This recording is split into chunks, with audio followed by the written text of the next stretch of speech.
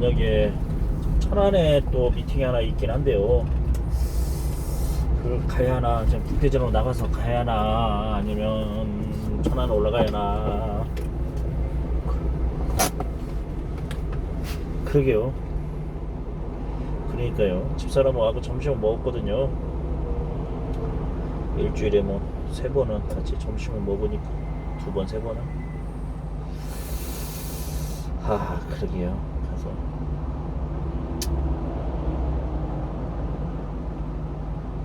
아,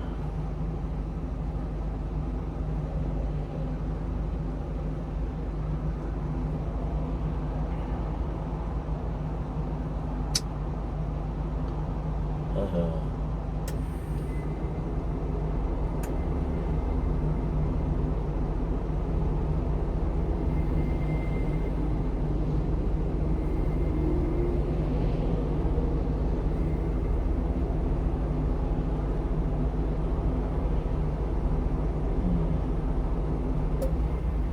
오늘은 손님들 좀 예약 좀 있으세요? 아니면 손님들 예약이요? 네. 네.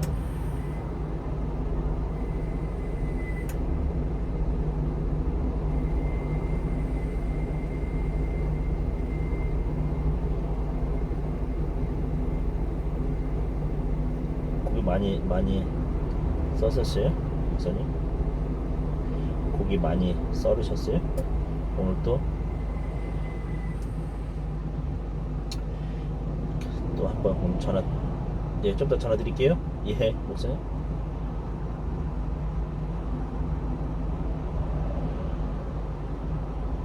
저녁.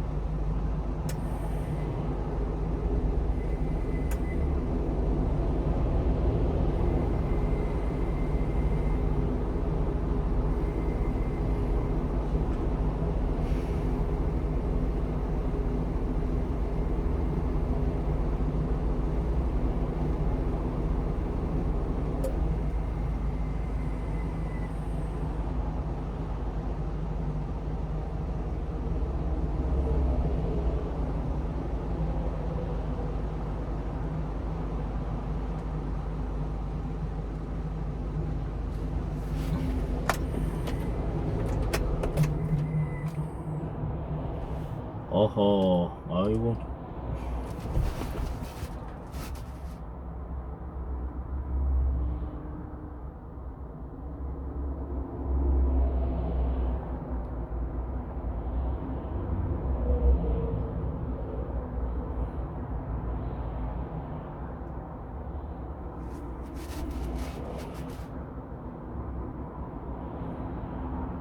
주차 모드를 시작합니다.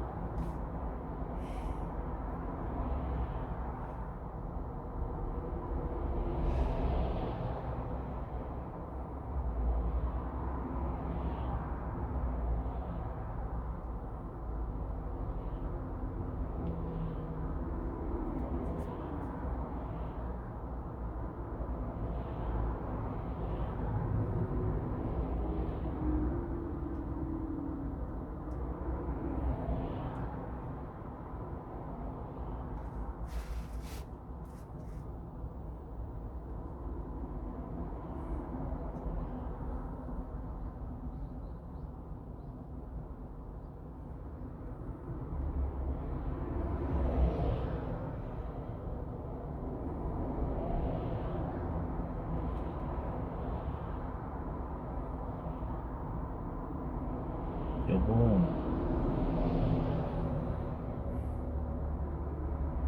뭐 좀 먹을래? 뭐 좀 먹을래?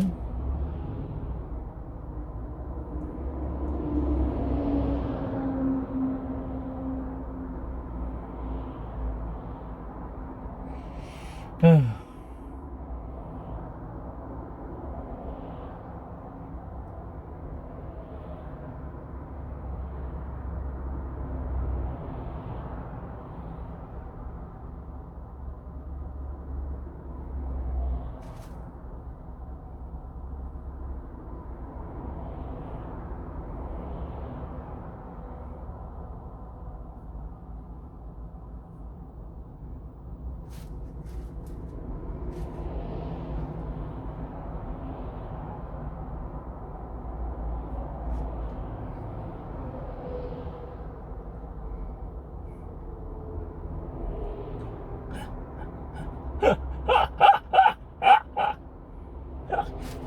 되겠다.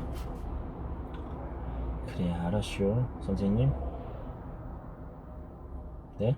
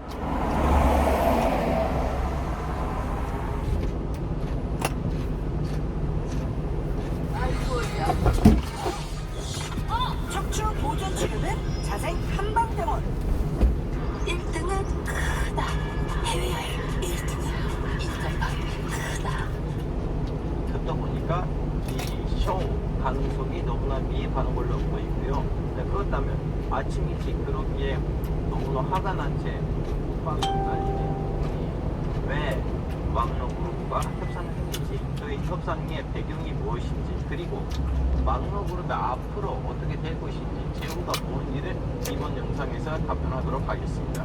자, 일단은 이전 영상을 안 보시는 분들을 위해서 이 사태의 이제 타임라인적으로 요약을 해드리자면, 러시아는 영국이나 이제 미국처럼 용병 회사를 차리고 싶었는데, 그리고 혹시나 모르니까 이 용병 회사가 권력을 위협할 만한 기관이 될까봐 푸틴 대통령이 그 용병 회사의 사장을 자기 셰프, 종가 이력이 있는 드리고진을 임명했습니다. 드리고진은 아시다시피 크렘린 궁전에서 셰프였고, 거기서 이제 푸틴이랑 같이 있었던 사람이었습니다. 자, 와그너 그룹이 이제 출범을 하고 난 다음에 특히 중동하고 아프리카에서 많은 활동을 했고, 이 활동 결과로 지금도 현재 많은 부를 창출하고 있습니다. 일부 설에 따르자면 리비아에 있는 그 석유의 20%, 그리고 말리에 있는 이제 광산, 그리고 마다가스카르에 있는 일부 광산 사업을 통해서 돈을 현재 벌고 있는 상황이고, 처음에는 러시아는 와그너 그룹이랑 관계를 전격으로 다 부인을 했고요. 그 당시엔 이제 영국 보도에 따르자면 이 와그너 그룹의 본사는 아르헨티나로 들고 있습니다. 자, 이 와그너 그룹은 어느 순간부터는 우크라이나 전쟁에 합류하겠죠. 그때까지는 와그너 그룹을 러시아에서 싫어할 만한 사람 한 명도 없었는데, 이 우크라이나 전쟁에 합류하고 난 다음에는 동부 안에 있는 일부 세력들과 이 와그너 그룹에 부딪히게 되고 이 충돌이 일어나게 됐습니다. 여기서 이제 이 충돌이 수면 위에 올라가는 계기는 바로 솔레dar이라는 도시의 점령이었죠. 우크라이나에서 솔레dar이라는 도시가 있는데, 이 도시를 와그너 그룹이 혼자서 정복을 했거든요. 정복하고 난 다음에 이제 국방부한테 넘겨줬어요. 근데 국방부는 Dyson 이 Aero 도시를 with new attachments. 직접 우크라이나 군대가 Tacole, 싸우면서 shape, 본인들이 smooth. 정복했다는 걸로 발표를 하다 보니까 그 이후로 와그너 그룹의 수장이 그리고는 공개적으로 정부하고 국방부 장관을 맹비판보다는 이제 욕설하기가 시작을 했고요. 그리고 아직 팩트 체크를 못했지만 또 일부 설에 따르자면 이 와그너 그룹의 딸내미의 안녕하세요, 박입니다. 일이 있었는데 산페테르스부르크에서 그 일이 너무나 억울하게 마무리돼서 이제 와그너 그룹의 수장이 브리고진은 엄청 화가 나 있는 상황이었다고 합니다. 자, 이 와중에는 발표를 합니다. 7월 1일부터는 와그너 그룹이 국방부에다가 기속이 될 것입니다. 자, 러시아 입장에서는 이 와그너 그룹이 관련된 법안이 없기 때문에 통제가 안 되는 용병이고, 그리고 이분들이 우크라이나 전쟁에서 성과가 군부의 성과보다 더 크다 보니까 민심이 군부보다는 와그너에 가 있는 상황이었기 때문에 이분들 보기에는 최선의 선택이 빨리 이 와그너 그룹을 국방부에다가 기속시키는 거예요. 이 사람들은 아니면 재소인들이거나 아니면 이제 지방에서 올라왔던 사람들인데, 당연히 일부가 국방부에 들어가는 것도 싫겠죠. 그리고 아프리카에 있는 장소는 어떻게 될 것인가. 어떻게 보면 여기는 하나의 기업이잖아요. 그러다 보니까 이제 의견이 충돌을 했고, 와그너 그룹의 주장에 따르자면 군부가 먼저 와그너 그룹의 군사 기지를 폭격했습니다. 그 폭격한 결과로 이제 와그너 그룹이 모스크바에 행진하기로 했죠. 그분들의 말로는 이 행진이 이제 정의의 행진이었는데 딱 봐도 행전의 행진이었죠. 이 행진 과정에서도 와그너 그룹의 공식적인 발언으로 헬기 하나 추락됐고, 그리고 조종사가 죽었는데 팩트 체크를 못했지만 많은 사람들한테 들었던 얘기로는 전투기하고 헬기가 몇 대가 추락이 됐고, 그리고 거의 20명 가까이 조종사가 죽었습니다. 이 과정에서. 자, 푸틴이 그 사태가 일어나는 다음날 아침에 너무나 화가 난 채 와그너 그룹을 막으라고 이 수뇌부를 잡으라고 지시를 내렸는데도 와그너 그룹은 아시다시피 모스크바 200km 거까지는 너무 쉽게 왔습니다. 자, 여기서 이제 와그너 그룹의 수장 프리고진이 시킨 것인지 아니면 푸틴이 시킨 것인지 우리가 알 수가 없지만 벨라루스 대통령 루카셴코가 중간에 끼워가지고 이 양측을 합의하게 만들었습니다. 자, 그렇다면 푸틴이 왜 처음에는 강력한 모습을 보여줬다가 다음에 협상의 길을 선택할 것인가?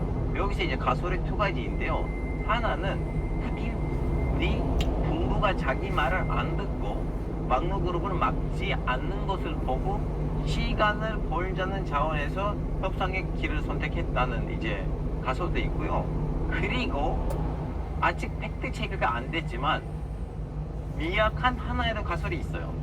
이 지도를 보시면 막노 그룹이 로스tov에서 출발해가지고 모스크바에 가는 길에서 워로네시라는 지역이 있습니다. 워로네시. 여기서는 러시아의 나름 큰 원자력 발전소가 있는데 이 원자력 발전소를 막노 그룹이 포위했답니다. 그리고 이 발전소에는 핵무기가 있다는 소리 있어요. 이제 저는 이 두 번째 가설을 미흡하니까 막판으로 얘기하고 저는 개인적으로 첫 번째 가설에 더 맞는 걸로 보입니다. 자, 그렇다면 앞으로 이 막노 그룹이 어떻게 될 것인가 라고 물어보실 건데요. 저는 이 영상을 만들 때 제가 대학교에 계신 이관 수의자하고 또 그거에 계시는 아르메니아 출신 기자가 있습니다. 보아 사카로프 저는 개인적으로 선생님이 많이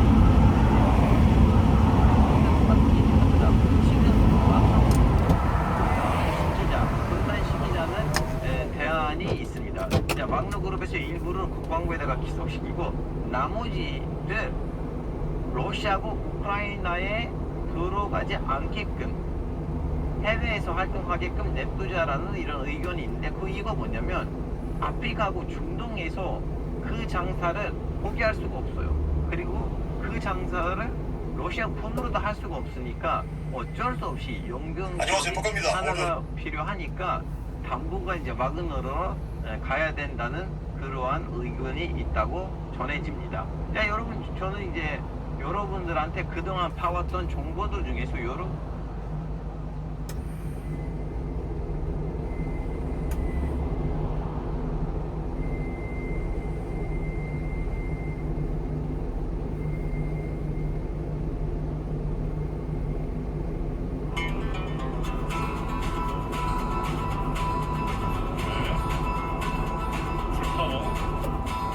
와, 연출 봐. 오, 야, 위험했어요. 아, 플랩을 내려야 되는데 플랩을 안 내려가지고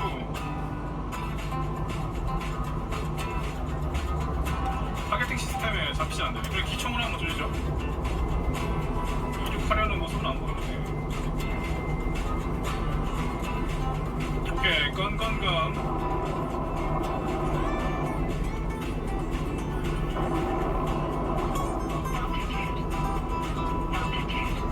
내리고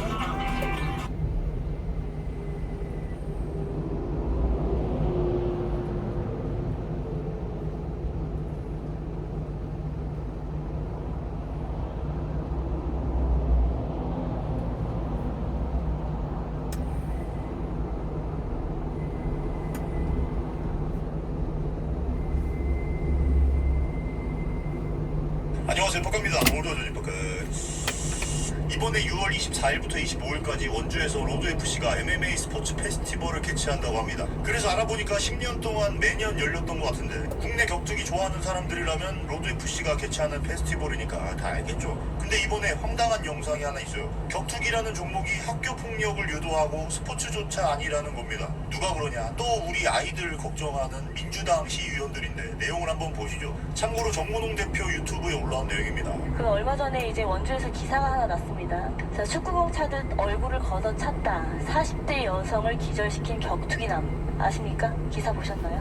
길거리에서 행인을 발로 차서 이제 폭행을 해서 이제 사건이 되었는데 가해자분이 격투기 선수 출신이에요. 저는 정말 원주시가 이런 대회를 해서 어떤 이익을 보는지 모르겠지만 오명도 분명히 남을 수 있기 때문에 아시다시피 학교 폭력도 그냥 처음에는 장난에서 시작돼서 여러 가지 문제들이 일으키기도 하고요. 정말 학부모들은 이런 대부분 폭력에 있어서 굉장히 예민하고 요새 사회 자체가 그런 분위기로 가고 있는데 이런 것들에 대한 고려 없이 큰 스포츠 대회를 원주에 유치하는 게 과연 할 일인가에 대해서 저는 좀 의구심을 갖고 있고요. 그러니까 이 개 같은 논리 또 나왔죠. 학부모들의 걱정과 애들 교육과 범죄 어쩌고. 예전에 애들이 뭐 게임하는 거 꼴 보기 싫으니까 그거 연결지어서 선동했던 게 게임 중독에 의한 범죄였잖아. 그리고 페미들은 남자들이 야한 거 보는 거 꼴 보기 싫으니까 그래서 연결 짓는 게 야동에 의한 성범죄, 잭스돌에 의한 성범죄, 성상품화에 의한 성범죄. 근데 이번에는 격투기를 학폭이랑 연결 짓습니다. 와, 똑똑하게도 그냥 폭력이랑 연결 짓는 것보다 학부모랑 애들을 끌고 와서 학폭으로 연결 짓네. 그래서 이렇게 피해자 쪽을 설정했다면 가해자 쪽은 그냥 최근 폭행범죄자가 격투기 경력이 있다는 걸로 그게 격투기 선수라고 날조해요.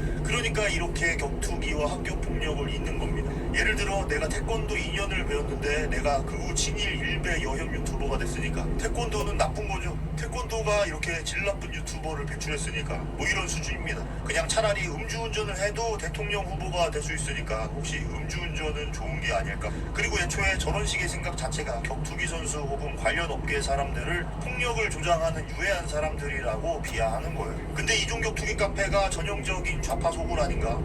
일부 유해하긴 하네. 그래서 원주시에서 반박을 하는데 일부 격투기 선수 출신이었던 사람의 일탈과 모든 그 스포츠 활동을 하는, 특히 뭐 신체를 연마하는 활동을 하는 사람들을 동일시하는 거는 좀 타당치 않다고 좀 보여지고요. 원주시에 만약 부정적인 영향이 끼쳐졌다 이렇게 됐을 때 책임은 누가 집니까? 좋댔어요. 이제 앞으로 원주시에서 폭행 사건이나 학폭이 일어나면 이건 다 로드 FC 때문입니다. 스포츠 이벤트를 하는 부분입니다. 어디까지나 이것은 그 경기인 거고요. 이게 도시 이미지를 그 제고하는 부분에서 추진이 되었지 뭐 도시 이미지를 뭐 추락을 시키고자 하는 것은 아닌 것으로 알고 있습니다. 그리고 또한 원주뿐만이 아니고요. 서울, 뭐 대구, 뭐 다른 도시에서 다 로드 FC 경기가 진행이 됐습니다. 근데 그런 경기를 한 도시라고 해서 거기가 뭐 폭력이 난무하는 그런 도시가 된다든가 그거는 등식이 성립이 안 되거든요. 뭐 이렇게 아주 상식적인 대답을 하죠. 이종 격투기를 왜 올림픽에서 안 할까요? 스포츠 종목이 꼭 올림픽의 종목이어야만 스포츠라는 거는 뭐 등식이 성립되지 않는다고 봅니다. 그것도. 이종 격투기는 아직 스포츠라는 스포츠 뉴스에서 나오고 스포츠 면에 그 기사거리가 나오기 때문에 스포츠라고 볼 수 있는데 이종 격투기는 스포츠라 판단하지 않기 때문에 좀 그런 것 같고요. 와, 스포츠의 기준을 처음 알았네. 올림픽이 없으면 그게 스포츠가 아니라는데 수많은 올림픽에 없는 스포츠에 대한 혐오 발언이 아닌가. 그리고 올림픽이 있어도 복싱도 존나 쥐어 터지는데 폭력이죠. 대놓고 싸움 붙이는 거 아니야. 그리고 사격은 최소한 미국에서는 방영하면 안 되지 않을까. 펜싱은 최소한 대림동 일대에서는 방영하면 안 되지 않을까. 정찬성이나 김동현 유튜브 영상에서도 보면 맨날 나오는 게 격투기가 겸손해지는 스포츠라는 거죠. 원래 뭣도 모르고 세상에서 지가 제일 센 줄 아는 양아치 새끼들이 남들 베고 다니는 겁니다. 그리고 애초에 이런 애들은 물려받은 피지컬이 좋으니까 남들한테 맞아본 적도 없어서 얼마나 아픈지도 몰라요. 그래서 체육관 다니는 애들은 본인보다 센 사람들한테 좀 맞으면서 정신 차리고 그렇게 겸손을 배우는 거죠. 야동 보면 막 하고 싶어서 갑자기 밖에 뛰쳐나가서 성범죄 저지를 거라는 망상의 여성 정치인들이랑 똑같이 이것도 또 망상 속에 호들갑 떨면서 한 번도 운동 같은 거 해본 적도 없는 애들이 완장 차고 정치인 흉내 내면서 지랄 떠는 거야. 이런 거 한두 번 봅니까 우리? 그래서 오늘의 한주평, 이제 앞으로 정치하려면 시험 보기 하자.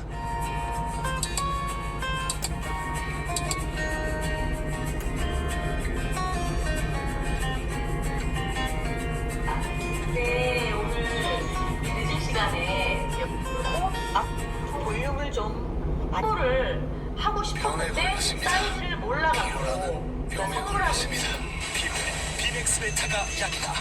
비맥스 메타 하나로 머리부터 발끝까지 피로회복 비맥스 메타.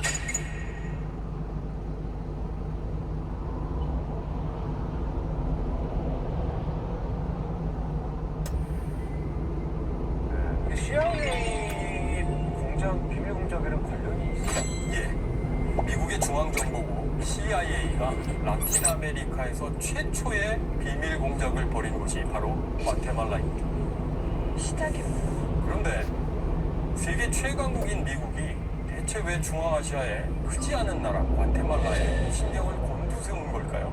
글쎄요.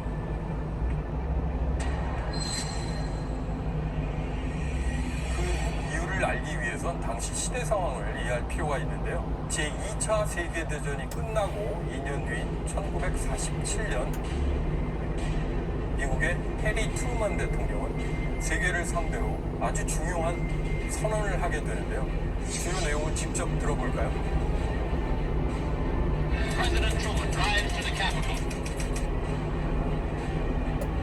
The peoples of a number of countries of the world have recently had totalitarian regimes forced upon them against their will. I believe that it must be the policy of the United States to support free people who are resisting attempted subjugation by armed minorities or by outside pressure.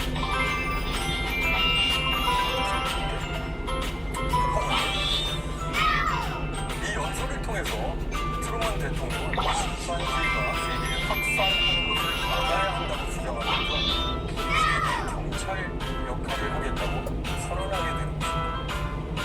이 연설은 전 세계를 또 다른 전쟁으로 몰아넣고 계기가 되고요. 바로 냉전이 시작된 것입니다. 진짜 그렇고 미국과 소련은 아시다시피 서로를 결코 양립할 수 없는 적으로 간주하면서 각자의 진영이 팽창된 것으로 그런데 이 시기 미국이 극도로 긴장하는 사건이 잇따라 벌어지게 됩니다. 소련이 지리적으로 가까운 동유럽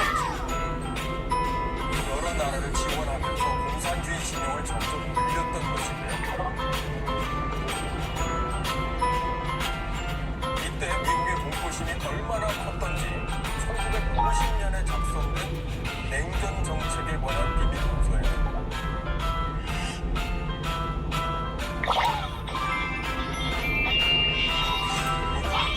소련에게 패배하면 미국뿐 아니라 인류 문명 자체가 종말을 맞이한다라고 표현하기까지 했다. 당시 미국의 이런 분위기를 잘 보여주는 그림 하나를 같이 볼까요? 무섭네요. 미국이 공산주의 세력의 지배하에 있다면서 소련 군인들이 미국인들을 죽이고 미국 국기가 불태워지는 상황을 묘사하고 있는데요. 아, 프로파간다. 공산주의를 거의 지옥으로 묘사를 한 거네요. 그렇죠. 이 시기 미국에선 조금이라도 공산주의를 떠올리게 하는 모든 것들을 배척하고 없애버리려 하게 됩니다. 이런 공포심을 가리켜서 레드 컴플렉스 또는 적색 공포라고 부르곤 합니다. 그럼 미국이 저 정도로 이제 공포에 질렸으면 소련을 견제하기 위해서 큰 액션을 취했겠네요. 예, 맞습니다. 트루먼 대통령은 소련의 팽창을 막기 위한 여러 가지 방법을 구상하고 즉각 실행에 옮기게 됩니다. 그중 하나로 1947년에 국가안보법을 근거로 중앙정보국, 즉 CIA를 창설하게 된 것입니다.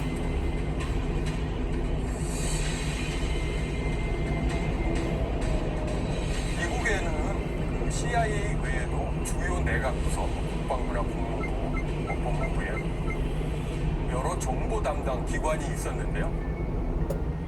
그런데 CIA의 국장에게는 미국 내외에 있는 모든 정보 공동체의 수장으로서 그 모두를 지휘할 수 있는 막강한 권한이 있었던 것이죠.